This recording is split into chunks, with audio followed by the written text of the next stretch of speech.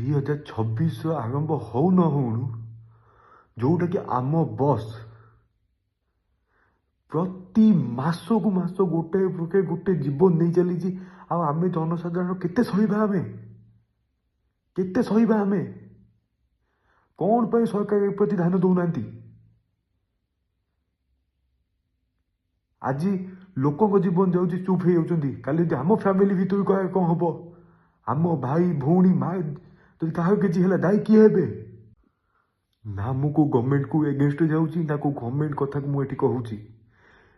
ଜନତା ହିଁ ଜନାର୍ଦ୍ଦନ, ଜନତା ହିଁ ଭୋଟ ଦେଇକି ଆମ ଗଭର୍ଣ୍ଣମେଣ୍ଟ ବାଛିଥାନ୍ତି। ତ ଗଭର୍ଣ୍ଣମେଣ୍ଟ ପ୍ଲିଜ୍, ଆପଣଙ୍କ ହାତରେ ହିଁ ନିରୀହ ଜୀବନ, ଏଥିପ୍ରତି ଆପଣ ହିଁ ଧ୍ୟାନ ଦିଅନ୍ତୁ।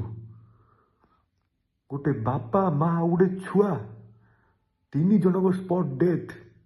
ଆଉ ନିରୀହ ଜନତା ମାନେ ଯେତେବେଳେ ଆନ୍ଦୋଳନ କରୁଛନ୍ତି, ପୋଲିସ ତାଙ୍କୁ ଉଠେଇ ନେଉଛି। ଏହି ହେଉଛି କୁଆଡ଼େ ଆମ ସ୍ୱାଧୀନତା।